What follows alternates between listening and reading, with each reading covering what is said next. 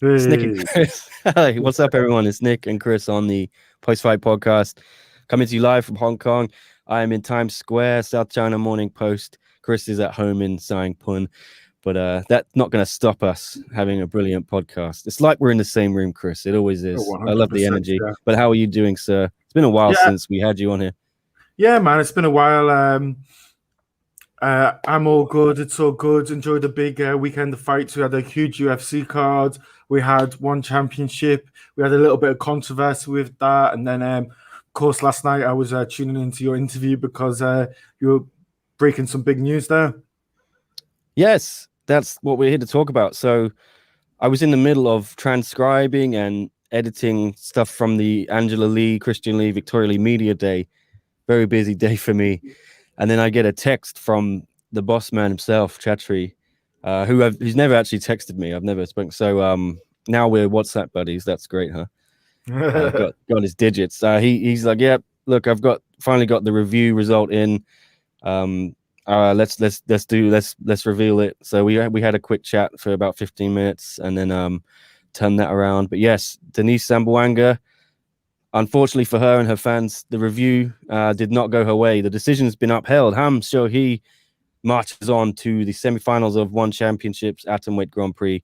The split decision stands. 9 of the 15 competition committee members voted to uphold the decision. So I'm not sure if 6 of them went for Denice or what the other ramifications are. Maybe they can go for a no contest. I don't know. It sounds like it would have been 6 went for Denice, 9 for Ham.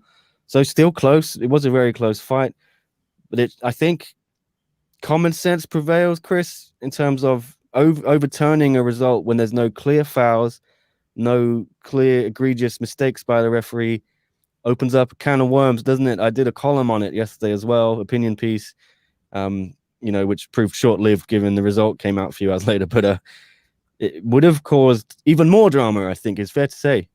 Yeah, I think in some way it actually kind of brought the judging into disrepute, and it also itself just brought the competition committee itself into disrepute. I don't really mind having a competition committee to rule on a no contest. I think that is in itself slightly different when you're for the Lapicus and Eddie Alvarez, because in that situation where we were replaying and going over what maybe they didn't see or what they didn't check. So I think that's a slightly different situation. But yeah, I just think it kind of brought everything into repute, particularly considering we've just got the same results, and it just kind of took a little bit of the shine off Ham's big welcome to One Championship. It did. Ham, to her credit, didn't gloat. I think she posted a picture on her Instagram story just of her walking to the ring. So there wasn't any kind of message saying, ha ha ha, I knew the judges would back me. I think Ham showed respect throughout it. But yeah, we move on. And like some people in the chat saying here, as Akita says, just let it go. Denice doesn't need distraction. She has a tough fight against Julie. Yes, because also Chatri told me that Denice will now have an alternate bout against Julie Meza-Barber, who did beat Mei Yamaguchi by unanimous decision on the undercard of Empower. He called it a consolation prize, Chris. I've had better prizes than getting my face punched by a strong Brazilian woman. But yeah, Denice versus Julie. Do you like the sound of that? And I guess that will be on the maybe end of October when they do the semis. Yeah, 100%. I absolutely love it. I was pretty much calling for it pretty much straight after Empower. I thought out of everyone who lost, she probably gave the best resistance. Denice, she arguably won the fight. I rewatched the fight this morning. It is awfully close.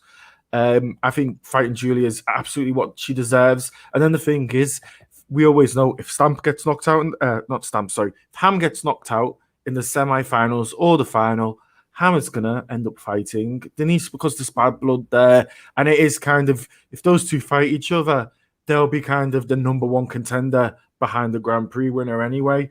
And they've both got huge fan bases, huge names. I'm happy that we kind of get to keep Denice in the tournament. Julie definitely, obviously, winning an alternate fight that deserves to progress, and she looks like she could take on absolutely anyone in this tournament herself. Chevello keeps saying you've got to keep an eye on the alternate because at some point you never know if there's an injury. They're trying to get this whole tournament done by the end of the year. We could have Denice or Julie jumping into the final if there's an injury in the semi-finals because that's just the way it goes. Absolutely. And I think some people pointing out in the chat as well here is Equationist that I don't think they should have announced they were reviewing it. Why do you think they reviewed it, Chris? Chatri said to me that they always review every fight internally, if it's a close one, and then they will decide if it needs to go to this committee, which he said is made up of former judges or current judges, former fighters, officials internally and externally.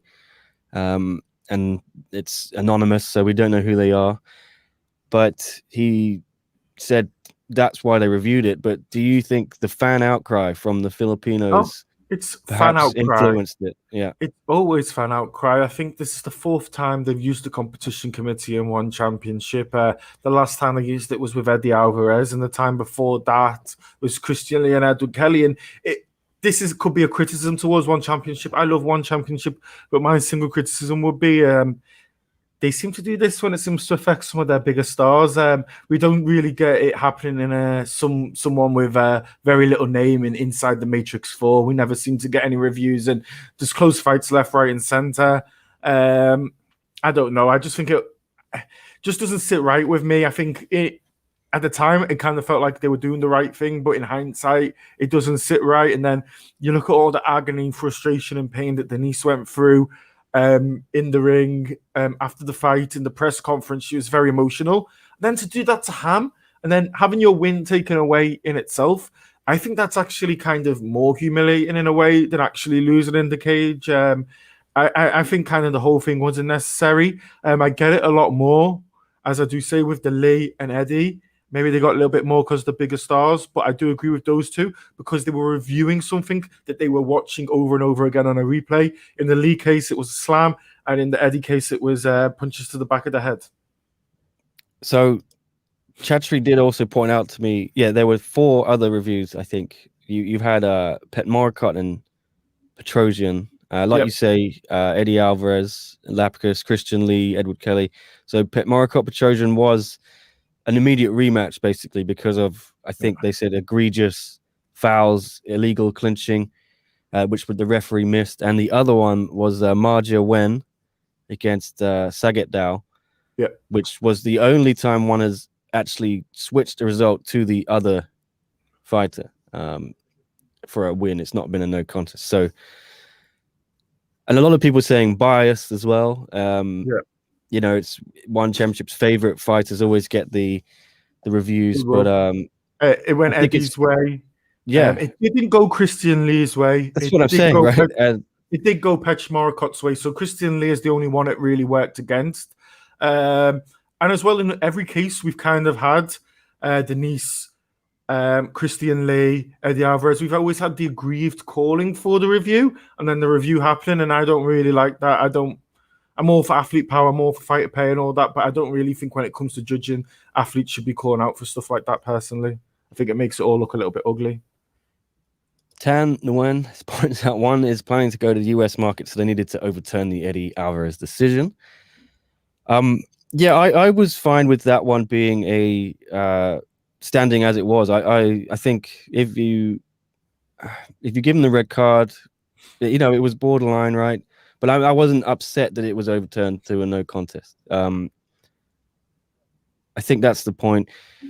But look, it's a tough job, isn't it? And I think one could help themselves by maybe making a little more transparent.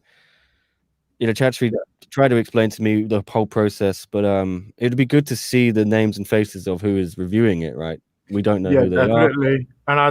And we don't, the problem is as well, we don't even know if they're independent, right? Yeah, it's one thing to say that they are, but we don't know. Minerva pointing out here that Amir Khan versus Evting didn't get a review. They only review fights with big names. Yes. Yeah. So this was quite confusing because Chatri said there would be a review a couple years ago of this fight, and there wasn't. I cleared it up with him. I asked him what happened with that fight. Did that ever get a review? He said no. Eventually, we decided it didn't warrant one. So Amir Khan's victory stood in that case. Yeah, I know there was the fight as well that they rematched from, what was the series in the end of the summer, about September last year? Into the Jungle, was it? Or I don't know. They had the series August, September last year in Thailand, and then they had a rematch either inside the Matrix at the end of November, and they rematched it because it was very close. But I don't think that had anything to do with a review process. But then it's like, if you're going to order a immediate rematch of a fight, why didn't you put it under review first to then give the rematch? It doesn't. Just seems very opaque to me. Yeah. Look, we can argue about it. It is also the problem is the interpretation with the rules, and we do know it is done by close knockout or submission or finish or whatever, followed by damage done. And my only problem with that is, as well as when it comes to a close submission, how would you really grade a close submission? How, like, because you do look at the Ilona Rasona fight against Stamp Fairtex, and you could say she probably got closer to a finish with that armbar than Stamp ever did, but Stamp did more damage. If the first criteria is a close finish or submission, it's very hard. At what point is a submission equal to a knockdown? You know, it's very, very hard to judge. Yeah, I think the rule set that one uses makes it difficult in very close fights to pick a winner sometimes, and that's why overturning it would be dangerous precedent to set, like Equationist says here. That the significant strike stats showed Denice clearly was the better fighter, but to overturn it sets the dangerous precedent. And I agree with that. Sometimes it's the hardest job in the world to be a judge. And look, it was a close fight, yeah, but we got to move on. We have to move on. And Denice loses nothing in this. I think she's so young. She's still improving. It's not fair to say that is arguably Denice Zamboanga's best performance, even though she lost, because is that the highest caliber fight we've ever seen a fight, right? Easily, really, and I think given everyone wrote her off without even seeing it before the fight, she proved the point, and she is 24 years old. She will be around this division for a long time. She'll probably get a shot at the belt after the next one. Whoever Angela faces from the Grand Prix, the winner of that fight, I'm pretty sure Denice will get them. And especially if Denice beats Julie, and Denice just needs to get another win. I think Angela Lee said that to me yesterday. She said, yeah, if I beat the Grand Prix winner, I'd fight Denice, as long as she needs to get a win first, because you can't get a title shot off a loss, she said, although we've seen in MMA that's not always true. So it's not all doom and gloom in Denice. I'm sure she'll be sad right now, but she can really hold her head high, definitely, and she can take pride in that performance, and she can take pride in the fact a lot of people think she won, not just her fans in the Philippines, a lot of non-biased people, so to speak, fans from other countries, a lot of media, they all think she won. So take that, use that frustration in your next camp for this fight against Julie Mizababa. Go put on a performance there, and you might get into the final. You might slide into the semis. Who knows? It's just, you got to move on, haven't you? You can't linger. If she lets this affect her mentally, it's going to affect her physically, I think, against Julie. I don't know. What do you think? I think as well, we can see from that tape she did make some mistakes that she can definitely learn from. I mean, you just look at that first round against Ham, having we watched the fight this morning. I think in the 3 minutes and 50 seconds, she had cage control, had her up against the fence, and was in total control. I think there was a strike differential of 4, which is not very, very high over 3 minutes and 50. So the thing is as well, when you are scoring primarily on damage, strikes out in the open kind of do score more because they do more damage. There's more wind up on them. You're able to put more into it. So you can argue that the significant strikes that Ham was throwing did more damage than the ones that Denice was doing, where she was just doing very close range knees, elbows, and fists against the cage. Here's a good one from Ichi in the comments saying, Itsuki, Rito, and Stamp all almost got finished, but they all got the nod. So what criteria do they actually use? Yeah, you could say that Stamp did the armbar, and Rito first round nearly got knocked out. Itsuki got dropped, but I think Itsuki bounced back very quickly, and she controlled that fight for me. The other two, I wouldn't have been surprised if Aliona got the nod over Stamp. Ritu, I think, controlled second and third rounds, and I think she did a lot of damage with the knees to the head. Yeah. And she had some good positions on the ground, side control. She almost got a submission, I think, or, she went for the submission. So does that balance out against the first round? I don't Yeah, know. It's open to interpretation. you could argue that Itsuki and Ritu both got very, very close to finishes and got into very dominant positions. That would be just my only argument with Stamp. Is Stamp never really got to a point where she looked like she was going to 100% drop her or finish her, and Alona did get really, really close with that armbar. That was pretty much almost as tight as you can get, right? Yeah. Chuck here saying Stamp almost finished Alona for Hirata. Yeah. It was a flash knockdown she quickly recovered from. Yeah, I've got no qualms with the other results in the Grand Prix, I think. Can I also just throw something out there for everyone? I think tomorrow night the voting will close on One Championship. So on onefc.com/vote, go out there and do your picks and see what you vote for, because it'll be quite interesting when they announce it. Yes, Knight of the Silver Rose here is calling for Itsuki Hirata against Ham and Stamp versus Ritu. Some good combinations, whatever you pick, Chris. What do you want to see? I've been asking everyone, but I don't think I got your picks. The problem is almost every single one is really, really good. Itsuki versus Ham will be absolutely awesome fight. And Stamp versus Ritu, I think, would be fantastic. That'd be such a good wrestler versus striker fight. I think you could do the two strikers, Stamp and Ham, and the two grapplers, Itsuki and Ritu on one side. And I think you could even do Itsuki, Stamp, and Ham Ritu. I think they'd also be absolutely fantastic, because you got the younger girls on one side, slightly older girls on the other side. I think whatever we get, we're really in for a treat. I think whatever combination we go with now, there's no real losers. I think the matchmaking could have been a little bit better in the first round, but I think once you get down to a final four, or any way you put it around, it's always going to be good, right? I agree with you. Okay. Some people asking us to talk about Angela Lee versus the reporter. We can get into that in a minute. Tan is just asking, is there a $1 million prize for this Grand Prix or just a title shot? I'm not sure. I don't think they got the $1 million. They would have advertised it. Yeah. I think the prize is, you get the title shot.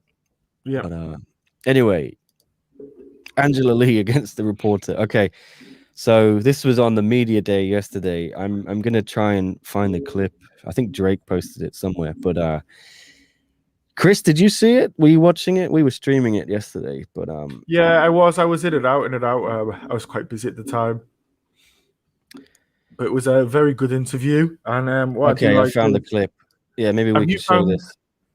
Over the last few years in particular, I think the Lees, they've gotten a little bit more I don't even know the word to describe it, but they're a little bit more combative now. I think when they get criticism, they're quite quick to brush it off nowadays, probably a little bit more and a little bit more sharp tongue, because they have pretty much, well, the first two, Angela and Christian, have pretty much done everything you can do, right?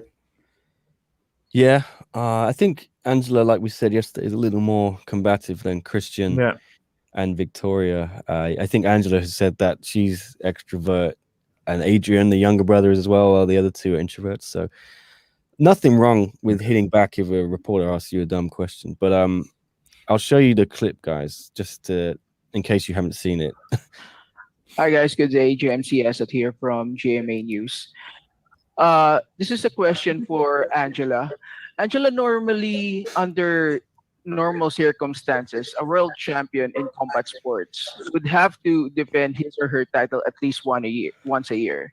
Now, next month, you'll be off the cage for 2 years now. So the question here is, how do you react to criticisms that you only get to do this, you only get to do a two-year vacation only because you are the poster girl of one championship? Well, I disagree with that. First of all, these aren't normal times. There's a global pandemic going on, which has, made it difficult to host a lot of events, and it's been hard for everyone around the world.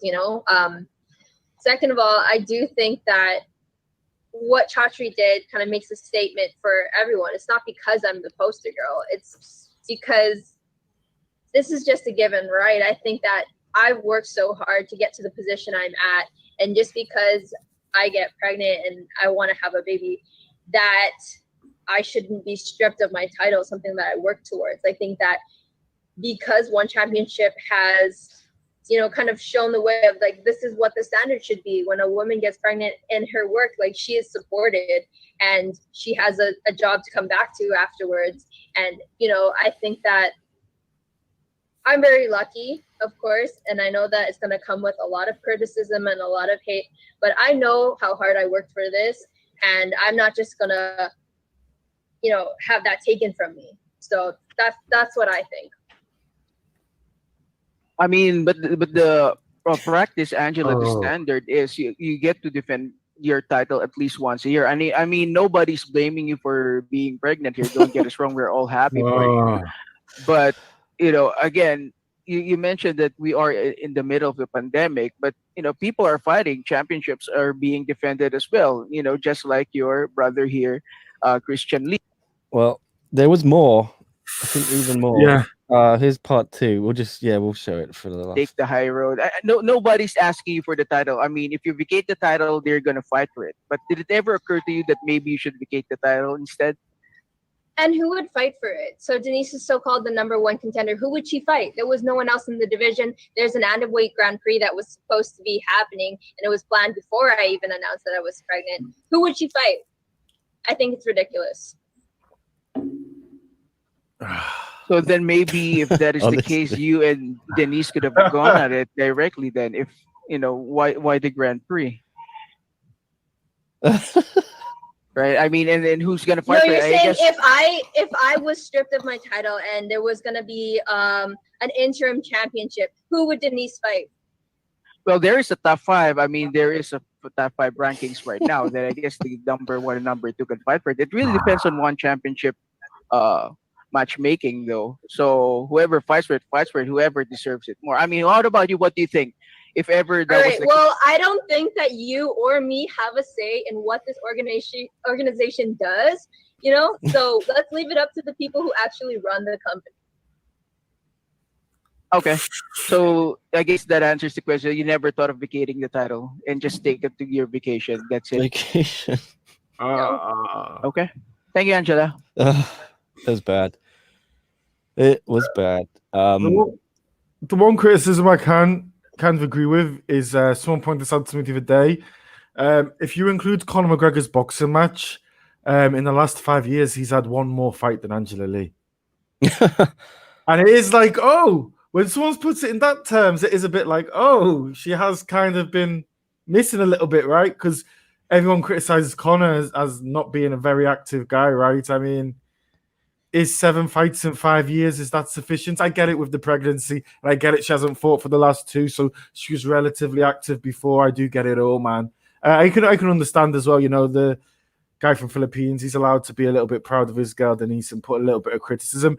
And sometimes I think in one championship press conferences, they don't give enough criticism. I wouldn't like to see that criticism go towards the athletes.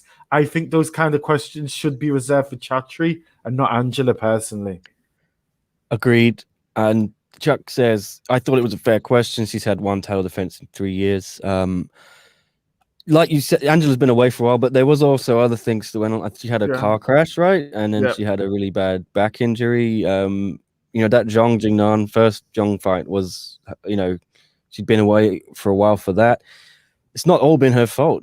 She had 3 fights in 2019, and then the pandemic happened, and then she was gearing up to fight Denice. She got pregnant. In my opinion, I would have done some kind of interim title.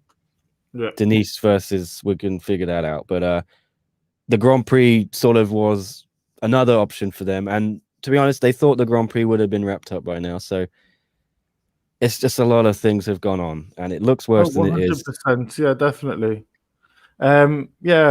It's hard to say, right? Yeah, like, you don't want to be critical of her, but I can understand where the criticism comes from, right?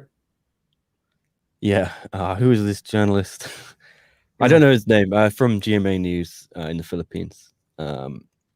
Yes, but I don't want to bag on the journalists too much. But because I was just going to say, to put it also into perspective, Angela Lee is 9-2. Her younger brother Christian is 15-3. Yeah, just kind of show a level of certain level of inactivity. I mean, just look at Paddy Pimblett is 1 year older than her at 26, and he's 17 and 3.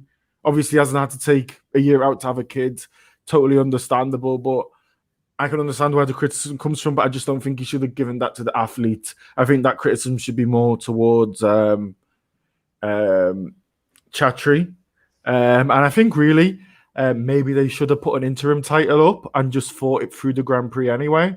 I mean, you could have said Ham coming in with her record, being a rising champion and a road champion. You could have had her come straight in and fight for the interim against Denice as the number one contender and just had the belt go through the Grand Prix like what they do in Bellator. Sepulot makes a good point here that what athlete in their right mind would vacate the belt if they were told they didn't have to, but also you have to look at it from one's point of view. The optics look really bad if you strip your champion because she got pregnant, right? Yep. It's not a good look, and it's a fair thing to criticize a company for. You wouldn't demote someone at a company because they got pregnant. Like that would open you up to lawsuits and things like that. It's the world we live in, and I'm fully fine with Angela having the belt. Would you, like the CEO of the South China Morning Post, for example, if they got pregnant and were out for a year, would you not bring in an interim CEO, or would you just let it be rudderless? I think there'd be other people in the company who can step in. Yeah, so like an interim in a way. Yes, like an interim. So, but like I've said, I would have welcomed the interim belt, but the Grand Prix acted like the interim belt. You know what I mean? And it's just been bad luck. It's taken so long for it to happen, right? It should have already finished, and we wouldn't be having this argument. She fought October 2019. She was planning to fight early 2020, and that fell through. She was at one point planning to fight in the summer as well, and then obviously things changed. And doesn't she plan to fight towards the end of this year, possibly? She was looking at November, but when the Grand Prix got delayed again because of COVID in Singapore, it's now February, so it just gives her more time to get ready. I'm fine with that. She's still planning to go straight in for a championship fight, right? She's not planning a warm-up. Which it's not a great idea, I think. She maybe should have a warm-up, but Angela Lee doesn't back down, I think, No, absolutely, 100%. She will back herself to face the winner. And look, the winner will have gone through 3 fights in 4 months, so it'll be her 4th fight in 6 months. Winner's going to be pretty worn out, I think. So the person who wins, it's not a big, long slog of a fight, and you just hope they don't end up having to take 6 months out because they've got an injury or they have to get surgery and push everything further back. Well, all those first rounds went to decisions, right? So we're not seeing any finishes, any knockouts. This tournament could be really grueling, I think in the next round we're going to see all finishes. Could do. Ichi saying, what should promotions do if they know fighters will be on a long layoff, nearly 2 years or more, be it injury, pregnancy? One actually have 2 fighters on pregnancy leave now, Angela and Alicia. Yeah, the atomweight Muay Thai champ. It's not happened in my recollection in other promotions, so we haven't seen it dealt with. This is kind of unprecedented. I think one handled it humanely and in the right way. I think stripping fighters of their belt because they are pregnant would have been wrong for me. Yes, it's what you do after that. Do you have the interim? I think with the Muay Thai belt, it's not so pressing because that division is not overflowing with talent like in the atomweight MMA division, where you've got girls who are knocking on the door for title shots, and you have to move that division along. So I understand all this debate, but we could keep talking about this forever. I have one very, very quick question for you, Nick. When it comes to the end of this women's atomweight Grand Prix, is it going to be the same as the previous Grand Prix, where it's going to be a 3-round final, or are they going to do a 5-round final and treat us? Well, you've got to think they'll do 3 rounds because of the quick turnaround during semis, quarters, final. So I can't think they would ask these women to do 5 rounds after they've already fought in September and October. Look, it's just there's gonna be injuries, I think. we could see Denice slide in easily if she beats Misa Barber. So Yeah, look at what happened to Eddie. 100%. Yeah. Hey, maybe Angela will slide in and fight and win her own Grand Prix like Christian did. Man, that is not out of the possibility, right? It's not. Because what did he say? It's going to be October. He said the next round of the Grand Prix, October 29th. Yeah, end of October. One championship next year, and I think October 29th. So you're talking that's 7 weeks away now. If they go for something similar, you're pretty much talking the end of the year, right? From Yeah, then, the if you want final to is do the going to 8-week break. be. Yeah, they're looking at the end of December, I think, for the 10th anniversary. Or not the end. It might be mid-December because there's a New Year's Eve card supposedly. Yeah. Look, yeah, 6 weeks after that semi, then it's gonna be brutal. And you got to remember, like, you know, they're in quarantine after this last round, so that's 2 weeks where they can't train properly in some countries. You know, Stamp's gone back to Thailand. 2 weeks there, so she's not gonna be 100% sharp, right, for the semi-final. I don't know what the quarantine's like in India for Ritu, or fuck my brain. Who else won? Jesus. Ham in South Korea. I don't know what quarantine's like there. And Itsuki, Ham. Remind me, Chris, the four. My brain isn't working. Oh, Denice is here. Yeah. Is this the real Denice? Because we have other fighters come in sometimes, but I think they're not always real. So Yeah. if it is, hello Denice. Yes. Yeah. We'd love to hear your thoughts on this review and what has happened, and the committee upholding the victory for Ham. But what was I saying? Anyway, yeah, we don't know about quarantine levels. So That's it. yeah, I don't know. Chris, what do you think? Is it an unfair advantage, say, if one fighter has 2 weeks in a quarantine, or 1 week, 3 weeks? I think it does make a difference, but I don't know what they're doing at the moment in Singapore, because they are the new live with the virus policy. It is supposed to come into action in October. If you do look at the moment, they have they had 1,200 cases yesterday in Singapore. They are not closing anything down. They are just continuing on. Imagine if Hong Kong had 1,200 cases. I think everything would be shut down. So they seem to be moving in the right direction. I guess if all the girls are probably vaccinated, it's probably not going to be an issue. And I also guess you might have some advantages with Stamp and Ritu being involved with Evolve, right? I don't know if Hirata and Ham are, but with them being involved with Evolve, they might be employed there or have some sort of employment, which would also give them residence permits, which might make it easier for them to get in the same way that you and I are Hong Kong residents. Not permanent. Yeah. Are you permanent yet? No, not yet, but getting there. Denice is saying they have 2 weeks quarantine here in Thailand. Yeah, so Denice flew back, I think Monday, right? Yep. And so 2 weeks quarantine. I know the advantages is if you're in Thailand, right? Isn't it a home quarantine, or it doesn't have to be a hotel, right? So I guess you can have like somewhere maybe with a garden or an outdoor training area or something to keep yourself a little bit busy, right? Well, Stamp said she's gonna be in a hotel. Yeah, and it's gonna be tough, but she's not gonna be sitting down, watching Netflix. She's gonna be active. Yeah. Sepulot is asking Denice, how is your recovery going after the fight? Yeah, fill us in, Denice. It was a nasty cut on the forehead there. Yeah. Glad the fight continued at least. Were you worried, Chris, it might have been stopped? Denice, were you worried it might have been stopped? Yeah, there was a slight moment I thought it might have been stopped, but they did seem to pretty much get the blood stopping pretty quick. But then obviously the moment it went to the ground, Ham with those elbows very quickly opened it up again.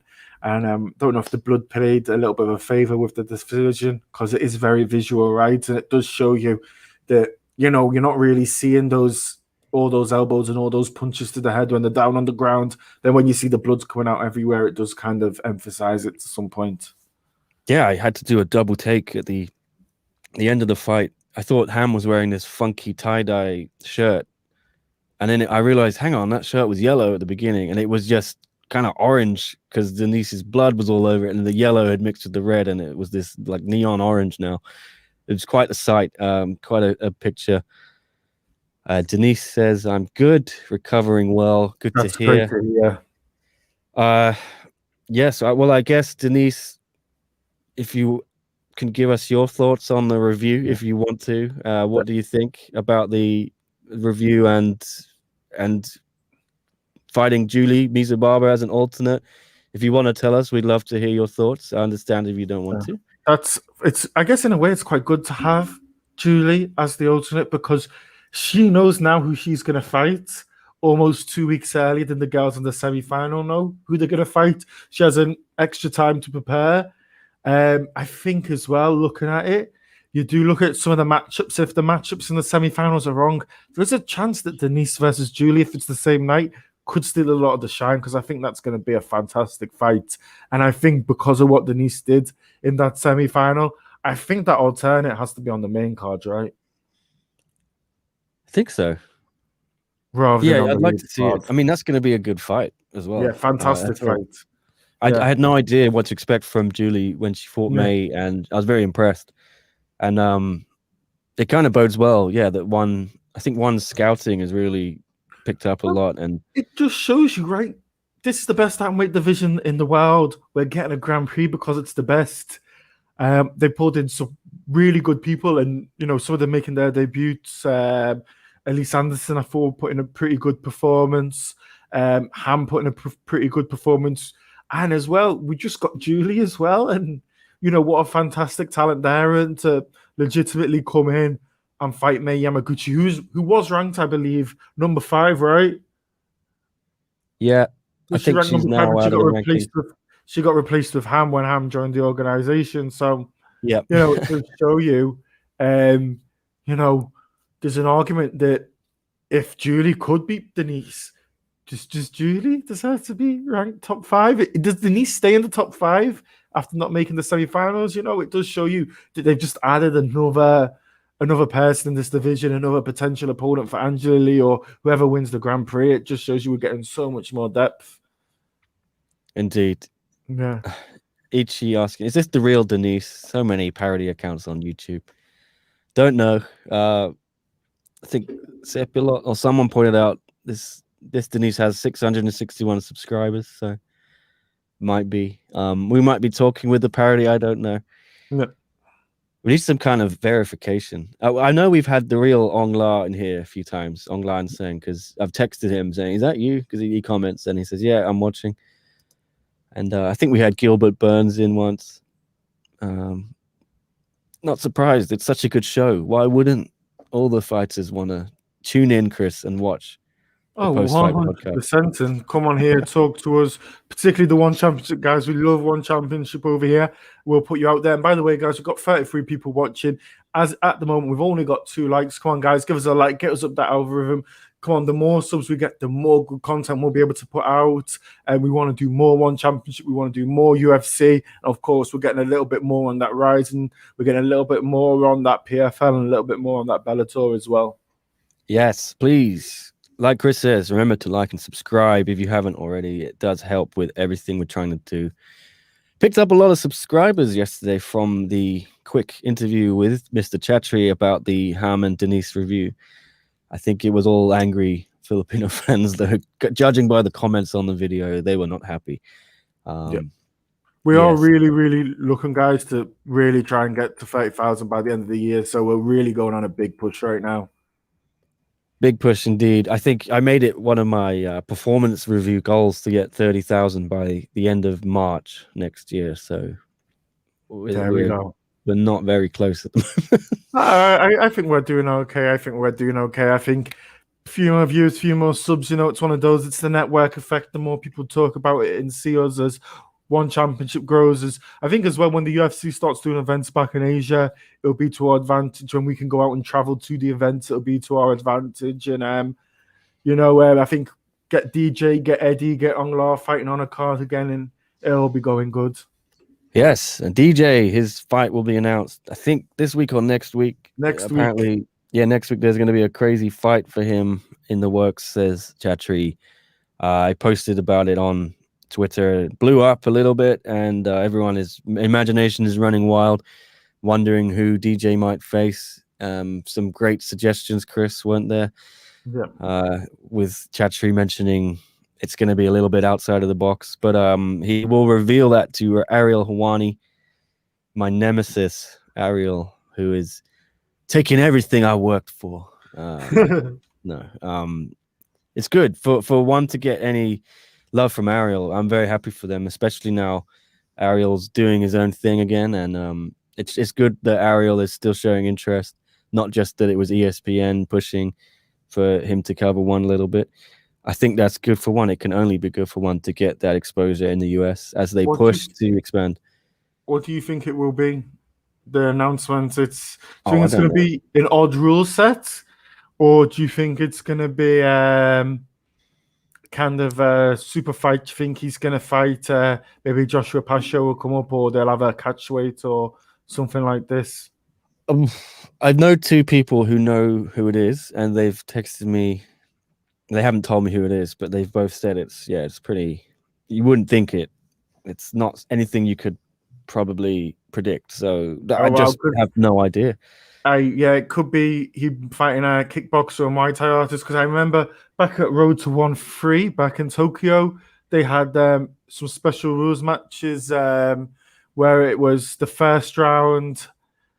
The first round was boxing, the second round was Muay Thai, and then the third round was MMA.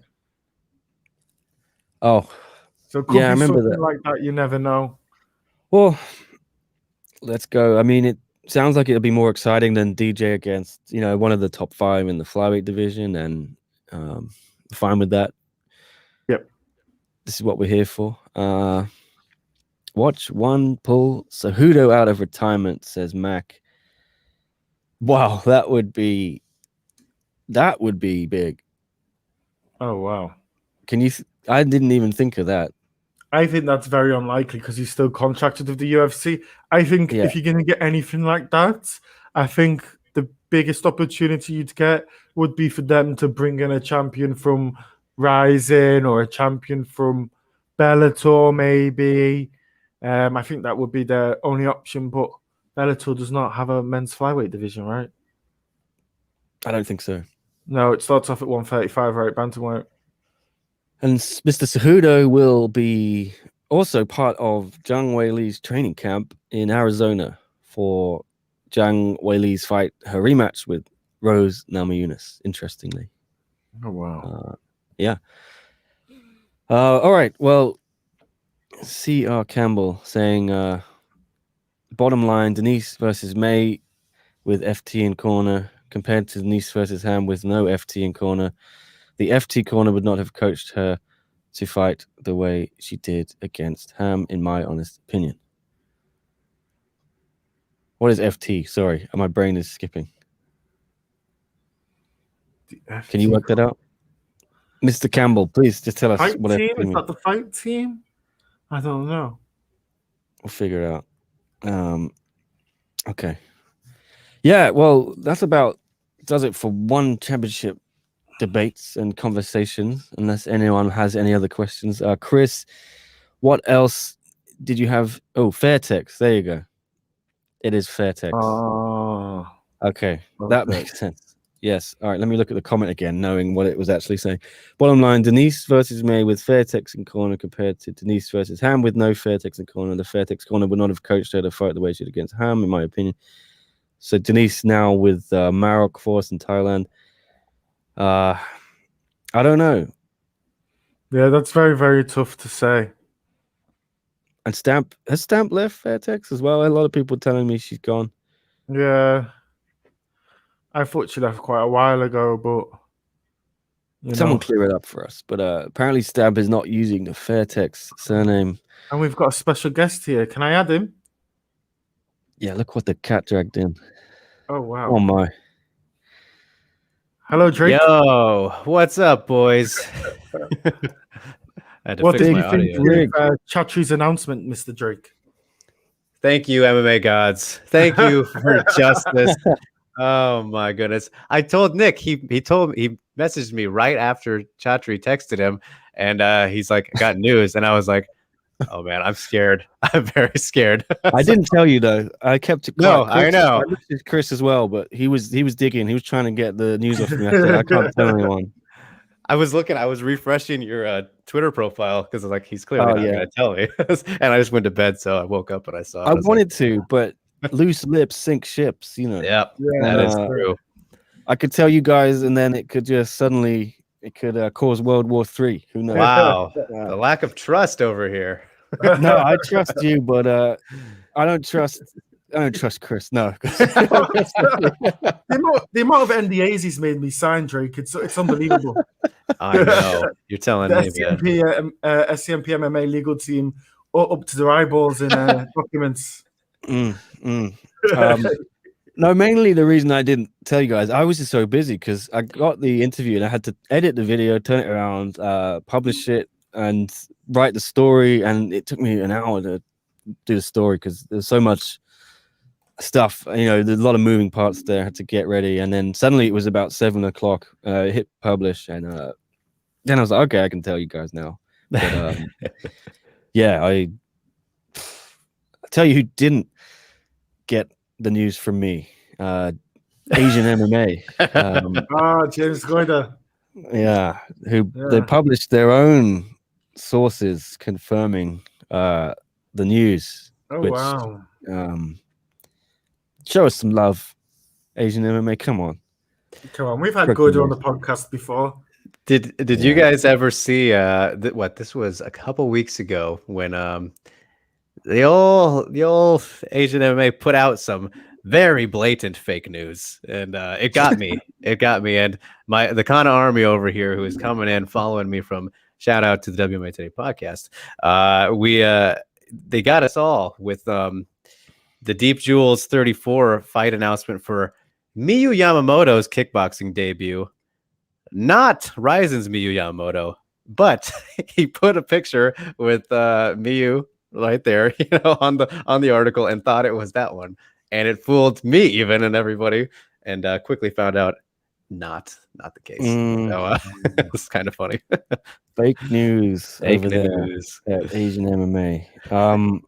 Yeah, what are they playing at? But welcome to the Kana army, and thank you for all joining after Drake's other podcast, which WMMA Today. Have I got that right? Yep. Yes. Shout out to all the Kana army. Thanks for joining us. Ghost Phantom, Alvin, James, Jimmy, Jin, if I'm missing any, Rain. Yeah. Thank you everyone for joining us. You have kind of missed all the debate we had. What were you talking about on your show? So yeah, I mean, geez, we had the first half of the show. The entire first half was one Empower stuff. Everyone's still talking all about everything. I mean, goodness, I didn't expect to spend that much time on it, especially after, you and I, Nick, really did the last 2 days, a lot of that. But yeah, we really got into kind of the other fights. We didn't I was talking about it and saying how, all this stuff, mainly the Stamp and Denice stuff, really overshadowed kind of like Itsuki and Anderson, Stamp and Rasuhinia. I feel like those two fights in particular, definitely the first one, but it was kind of the least eventful, I guess you could say. So understandable. But I was just like, man, it's crazy how much I said fabricated controversy really kind of took over.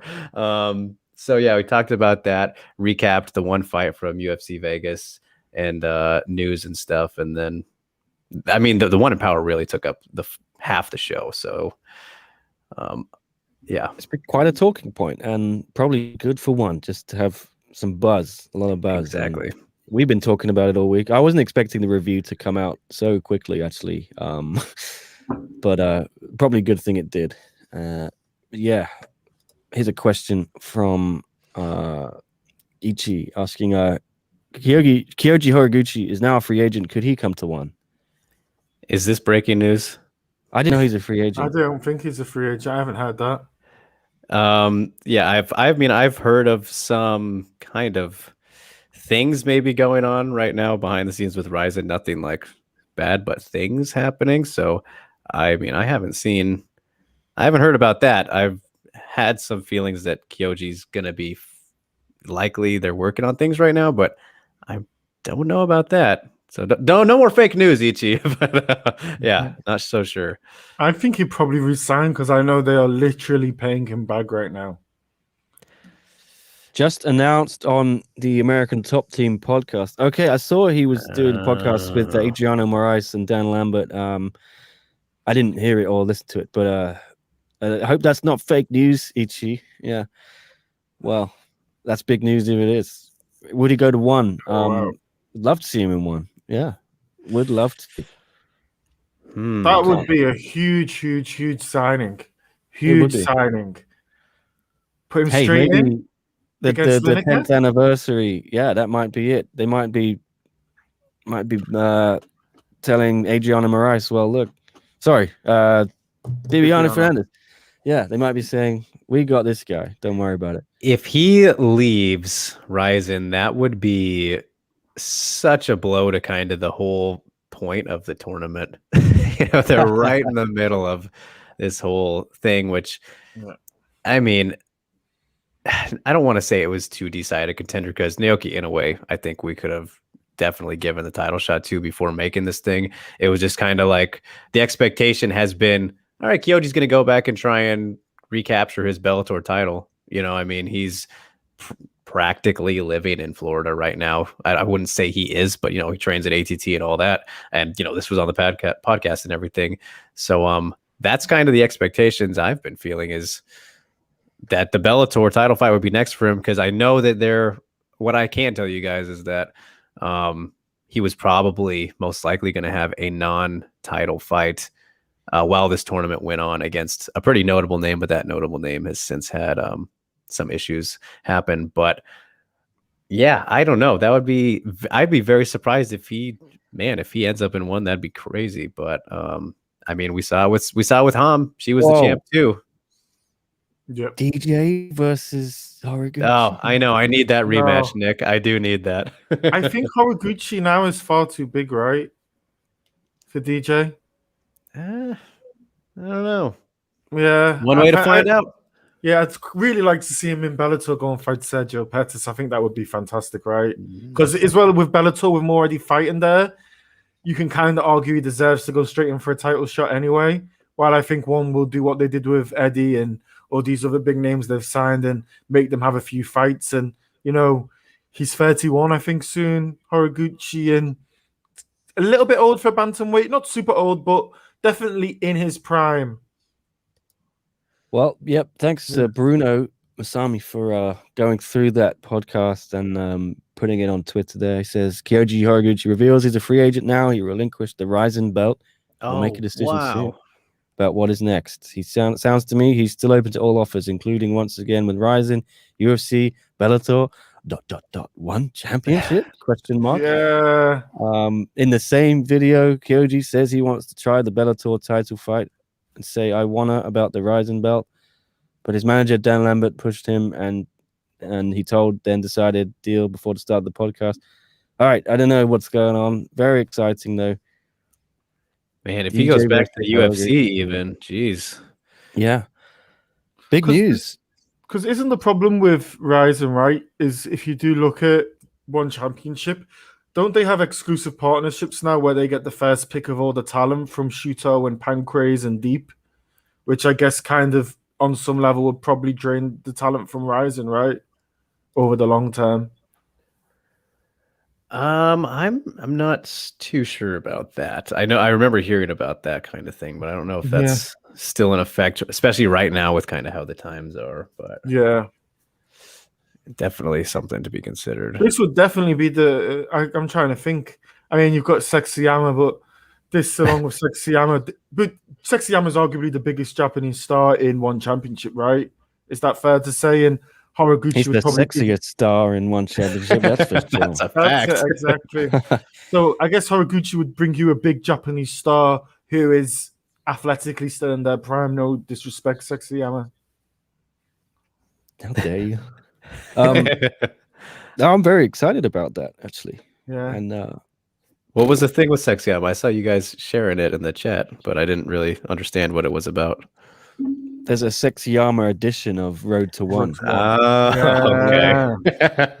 I would love it though if there was a stipulation that before you fight, when you come down the ramp, Sexyama decides on your level of sexiness, and if it's not sufficiently high enough, you lose by DQ. You get a point docked or something. Yeah, point docked. That's what I'd like to see. You have to fight with one hand tied behind your back. Yeah. Perfect. Yeah. James Kendrick saying, "Why is Chevello spreading so much One propaganda? What's he done now?" Let me have a look.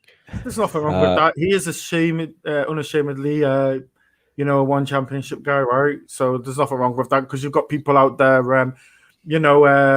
who are unashamedly Bellator guys or unashamedly lot of UFC guys out there. There's nothing wrong with that, man. I don't have a problem with it. I have some friends who love KSW. I don't think there's any problem with loving any organization, right? It's all down to your personal choice. Hey, It's they like pay saying him. to someone, why'd you listen to metal or why'd you listen to hip hop? It's because they like it, right? Yeah, they pay his wages. They employ him. I have no problem with him going to bat for his organization. It makes sense. I don't know what he said to prompt this comment. Saying Ham needs to prove herself. Okay, from James. Where did he say it? Is it on Twitter?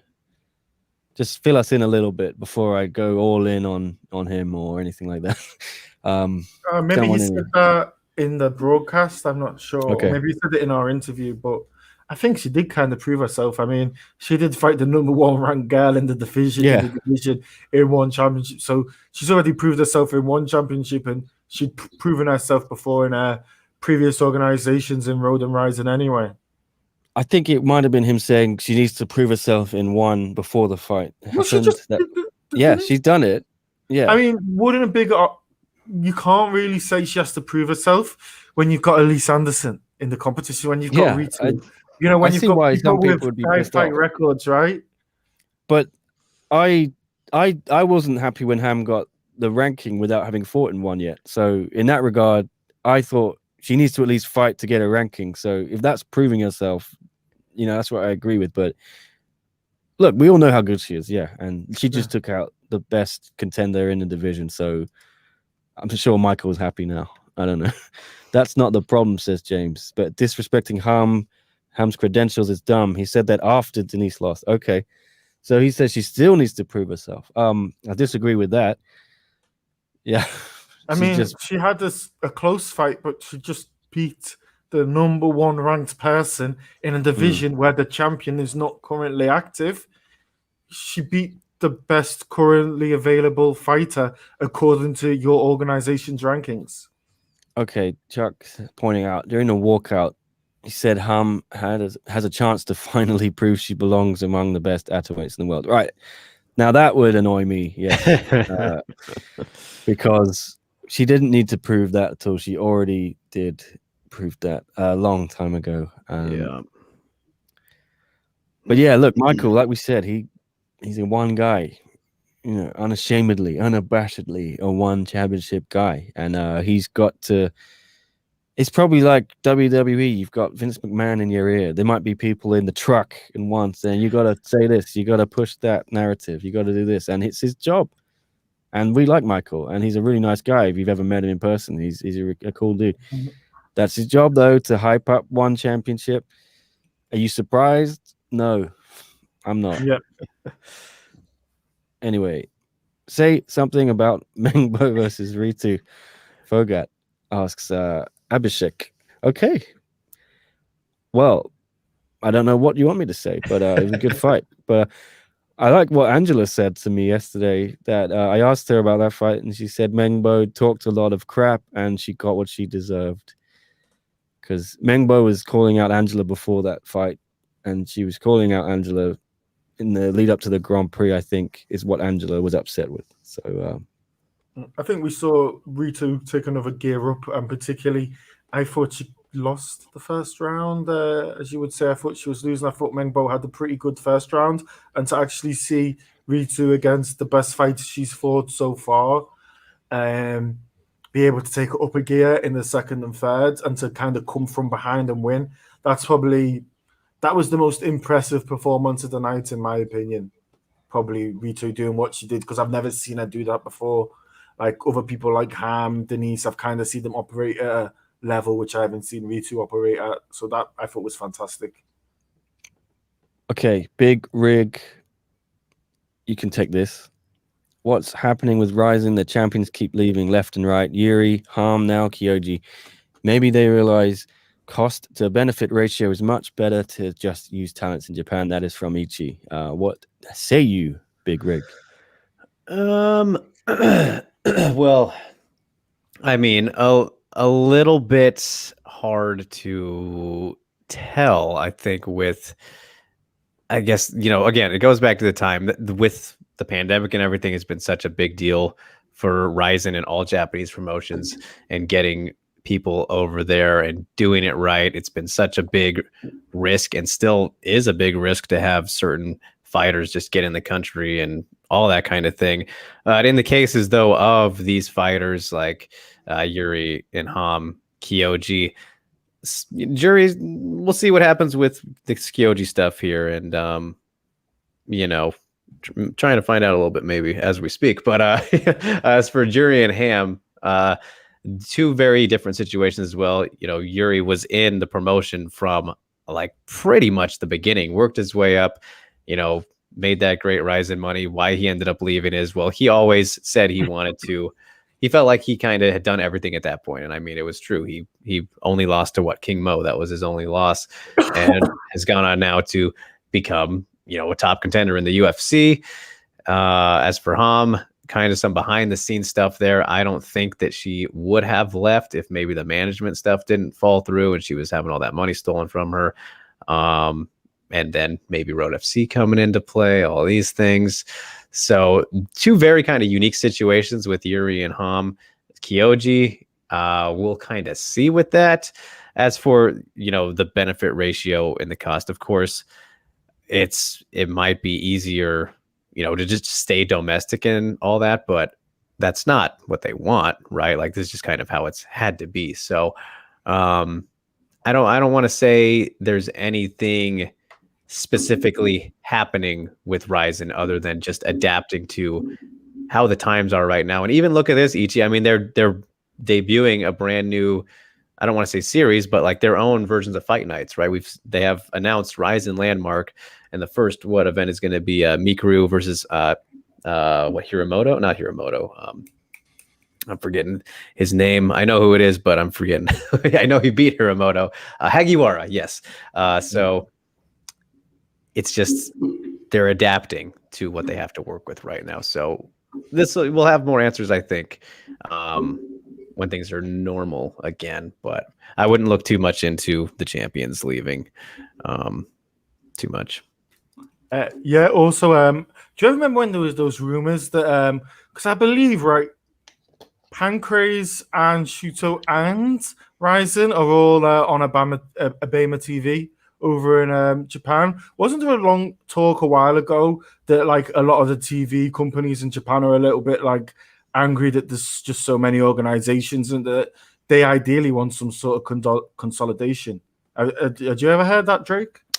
No. The only stuff I've heard about is like, the Fuji stuff, which that's just Ryzen who has that, but yeah, I don't know about that. Because was it Century where they had all the Pancrase versus Shuto matches, one championship? Was that Century? One championship. It was like, yeah, they had one of like, the pre-cards or whatever, right? Yeah, it was Century, in Tokyo. Yeah. Wow, what an event that was! Oh God, now I'm nostalgic. Anyway, okay, man. Hopefully, in a year from now, we might be able to go to an event. 2 years. Alvin, what's up, Alvin? Being nice again.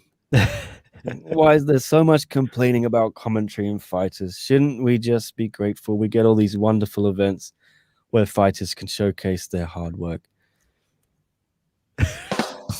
Yeah. Hey. We That's need meant to something be talk like about, Alvin. celebratory thing. Maybe you can have the yeah, there you go. There's the sparkles, yes. That's the Alvin sound on the soundboard. Yeah. Couldn't have said it better myself. Yes, let's just all enjoy this, guys. But then complaining is part of life. So WMAC now. No foreign fighters want to spend the final 2 weeks before fighting in Japanese hotel right now.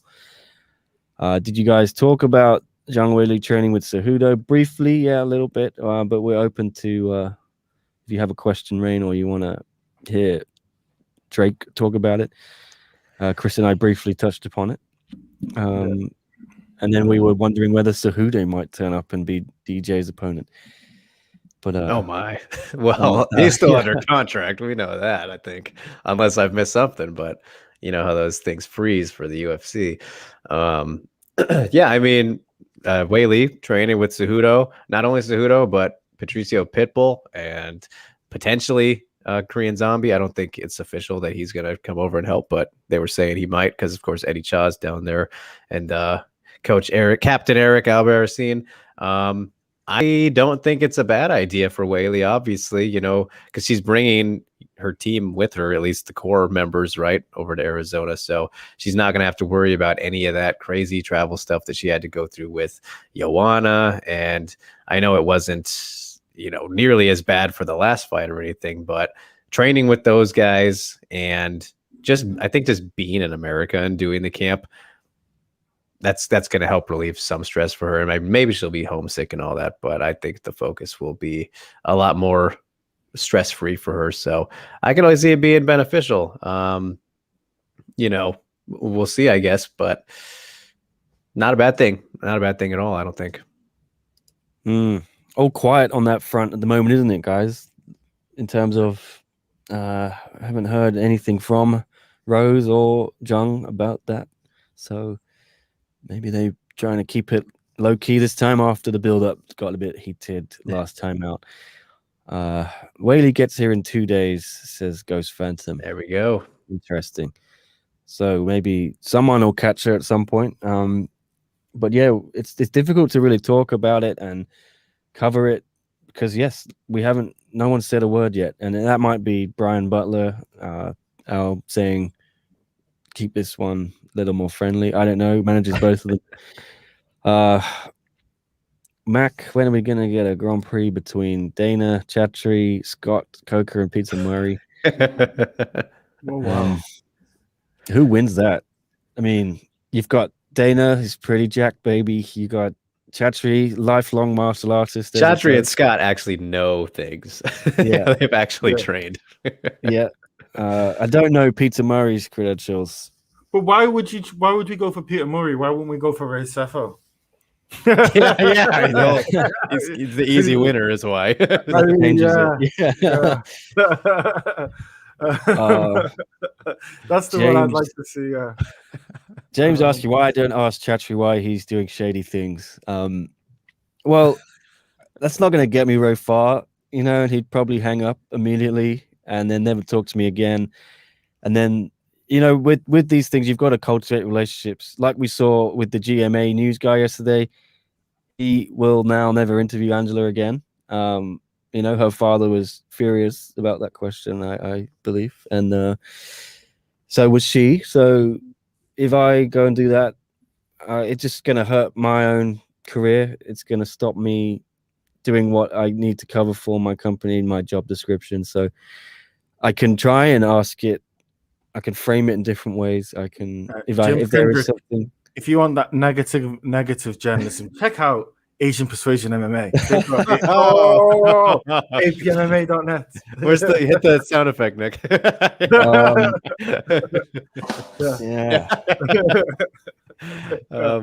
I'm curious though, if did he sorry. say anything to you about the committee? I mean, if that you can share with us.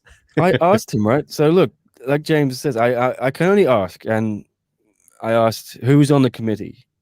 You know, why is it anonymous? And he says he just tells me what he tells me. Doesn't give any answers. But I ask, and I think he respects me. A lot of people don't ask him stuff. I won't push it too far, but I'll push it as far as I think I can go without him never speaking to me again. So I try and be as straight as I can with it. But MMA is an access sport, guys. We all know this.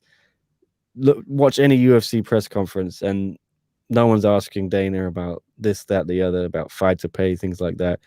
Because if you do, you get blackballed. You get The your credentials only taken away. People who can do that are people who've got either their own platform that's big enough, or they've got a platform behind them, or they're kind of on the outside of journalism. I mean, John Nash at Bloody Elbow, not really a full-time journalist, is he's more into other stuff from what I hear. And then you've got people like Luke Thomas and Ariel who can be critical because they've got their own platforms, right? They don't really need access because they've got the advantage that fighters go and ask to be interviewed by Ariel rather than the other way around.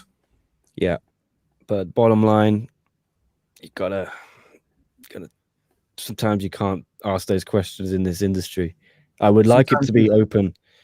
Sometimes you got to throw that party line, but you know, it all depends. I think probably we'll see maybe over the next 5 years. I think some of the more mainstream news organizations out there can be a little bit more critical because access to the UFC is a bit less important to them. The Guardian sometimes is very critical. Chinese state news sometimes is very critical of MMA, and you know, the UFC or One Championship never rebuked them because they know China will just ban them. You know, like you're not going to beat China, right? And they all want to be in there, so they can be a little bit more critical. You know, if the BBC does something critical, they're not really going to get banned anyway because they want to be on such a big platform, right? So it all really depends where you're coming from. Look, it's part of MMA, like Chuck says. If MMA eliminated shady people, there'd be no promoters, no managers, half as many trainers, maybe three-quarters as many fighters. If they got rid of shady people, there'd still be one organization out there, Full Metal Dojo all day, John Nutt. Yeah. The only promoter who comes and actually talks to us on the podcast, so we do have to respect him for that, man. How transparent is that? Alvin here again, being positive, saying journalists are just trying to do their job instead of promoters. I'm just thankful for those that allow us to see these amazing humans put their skills to the test. Yeah, I don't bag on any journalists for not going up to Dana and saying, why are you underpaying your fighters? Because they know their job is on the line. They might not be able to feed their family, this and that, right? It's just part of the game. I'm just going to say, Alvin, you are just so absolutely positive. I absolutely love it. Follow me on Twitter so I can follow you back. You should tweet out something positive every day, man. You find lightness in all the darkness, right? Absolutely. Yeah. Pleasure to have Alvin watching. And anyway, that is now the Alvin button. Yeah. Okay.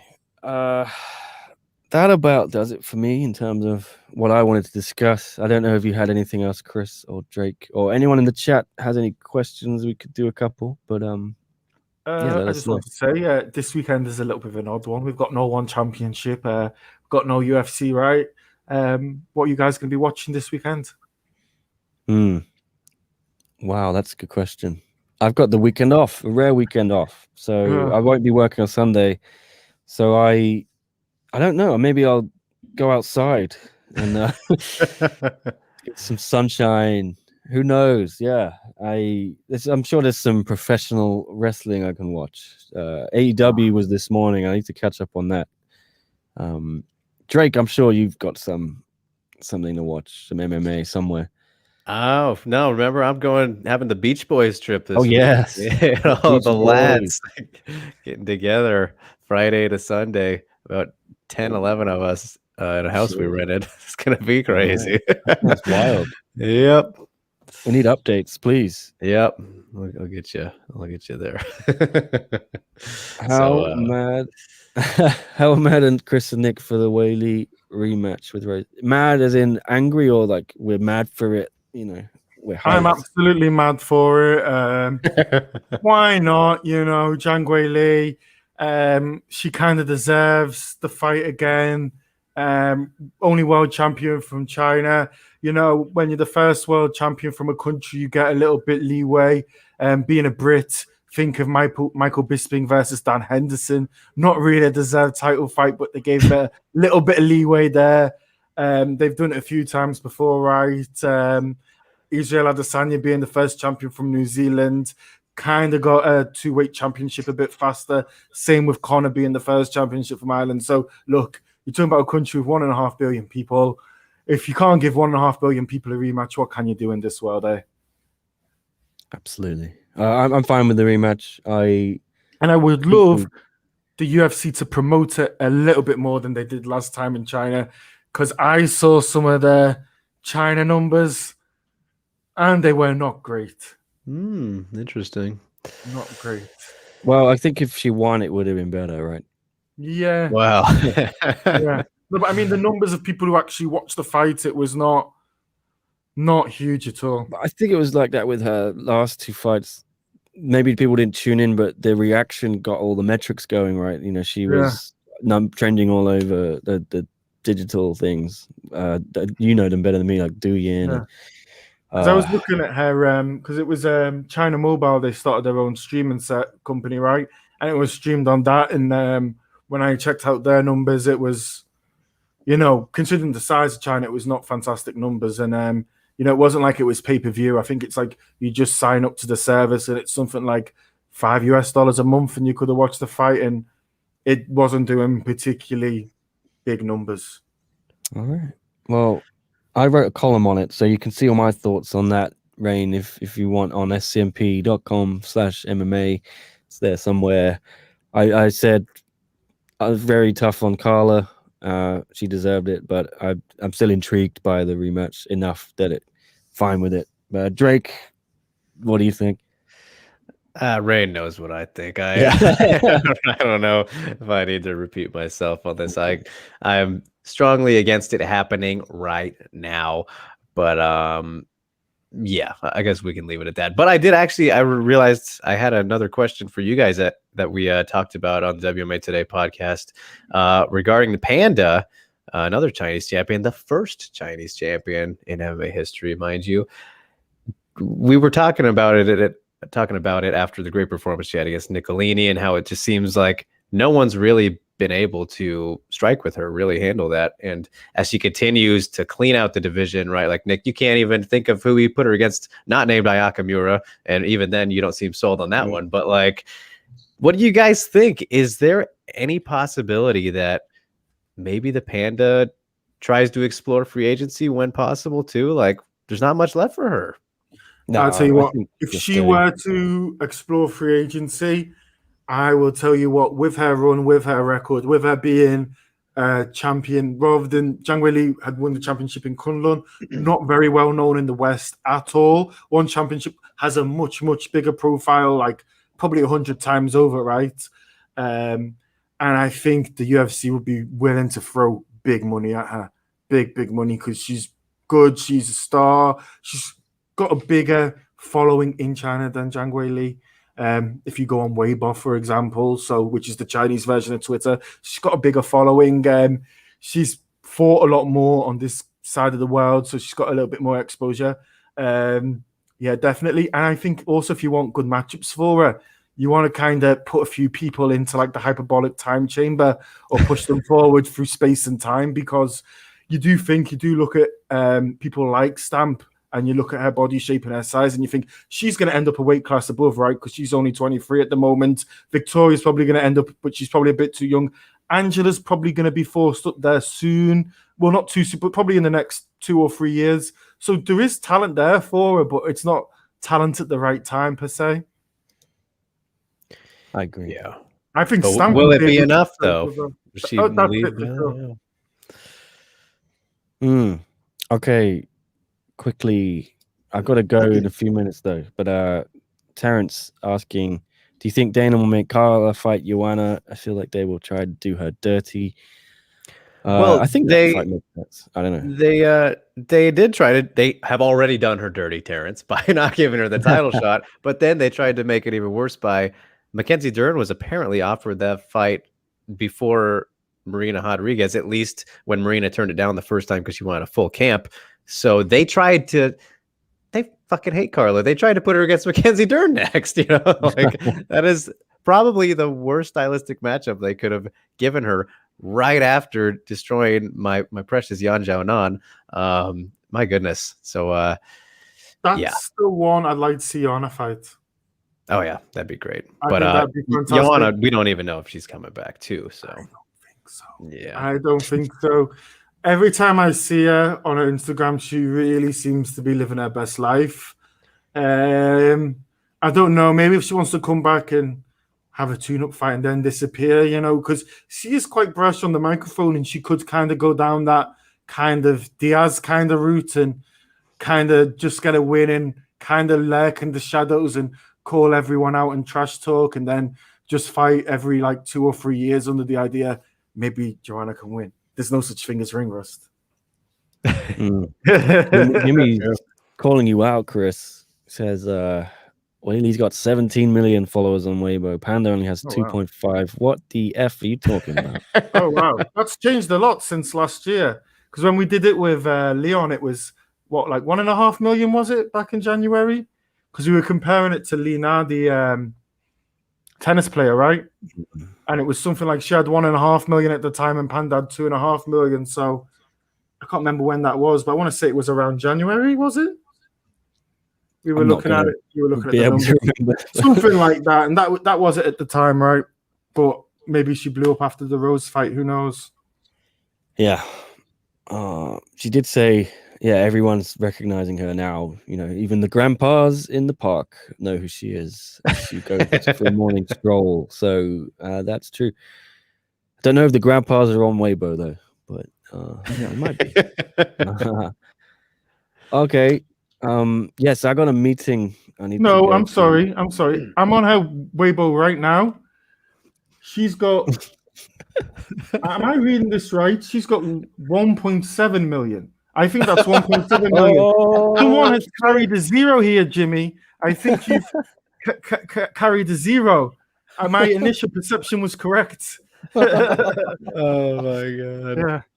Oh, 10-8 rounds to Chris. On the fly. In honor of the late Michael K. Williams, rest in peace. If you come at the king, you best not miss. Omar from The Wire. Yeah. That sucked, that news.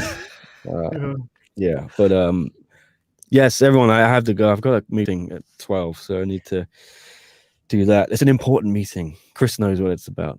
Yeah, of course. Big meetings, big time. Jimmy's coming back at you, though. Just throws the whole thing. I've got it as 1738463. That's 7 numbers, which is what I've got as. That's 1.7. I've got it as, but who knows? Oh, interesting. Let's figure this out, guys. I don't know who's right, who's wrong. Are you both looking at the same thing? Same person? Yeah. Right. That's the thing I couldn't find. I sent you a link on the WhatsApp. Okay. Let's have a look. I got a couple of minutes. We got to put this debate to bed.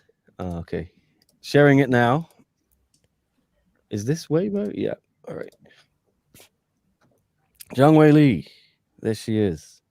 1738463. That is 1.7 million. Chris is an accountant, by the way, so he's good with numbers. What are you looking at, Jimmy? Yeah, I just that is 1.7 million. I'm like, yeah, just double checking over and over again if there's something wrong with my terrible maths. Yeah, see, other people are getting it right. Yeah.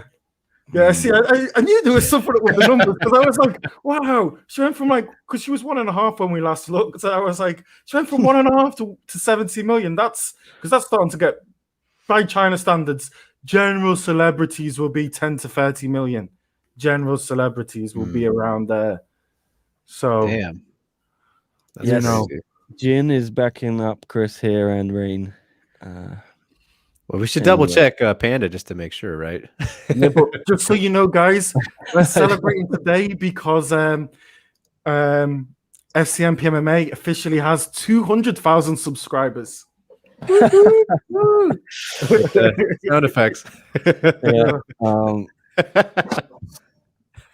I'm gonna do my UN clip as well. The best one. Free and open Indo-Pacific that promotes our interests and those of our partners and allies.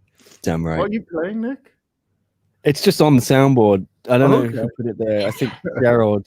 South China Sea. Oh, that's too long. Okay. It's 10-8 for Jimmy, says Ghost Phantom. Ride Oh, or wow. die, brother. Oh no. 10-7 says Ichi, presumably for Chris. So Oh, you don't see a 10-7 offer nowadays. Oh. Well, we got Ichi here on the screen, though. I will give you guys a live update and my own news from what I've just heard is that apparently that Horiguchi interview or podcast was recorded not today or recently. So there might be some other news coming soon. So I'll leave it at that. Maybe I'll tell you boys off the air, but okay. don't get crazy about that report that came out. All right. Yes, I've got to go, especially if Drake's going to drop a little juicy snippet. I need to hear that. So thanks everyone for watching. We'll be back. I don't know when. I haven't actually thought about that. There's no one tomorrow, so no Fight Companion, no UFC Sunday, so no recap there. Also, no Bellator, no PFL, no Rising. You could argue there's none of the big five on this weekend, right? I mean, there's no Cage Warriors or KSW as well. I know that. So there is a very scant MMA on this weekend, guys. So, I mean, if any of you want to comment down below what you are watching this weekend, will be interesting because there's probably going to be shows and promotions that I've never heard of, and probably the same with these two guys, right? Sure. Well, Yeah. Drake can WhatsApp me. He can tell Chris. I have to bounce out of the chat. I've got a meeting, but yes, Drake, fill me in. Do you want Anyway, to finish the whole thing? what's that? Do you want to finish the podcast? Well, you can carry on if you want. I don't know how to finish it. I haven't learned that part yet. And I'm not signed in, so we'll have to wrap it. Hit that big red button. I'll do it. Yeah. All right. Yeah. Thanks, everyone. It's been a pleasure.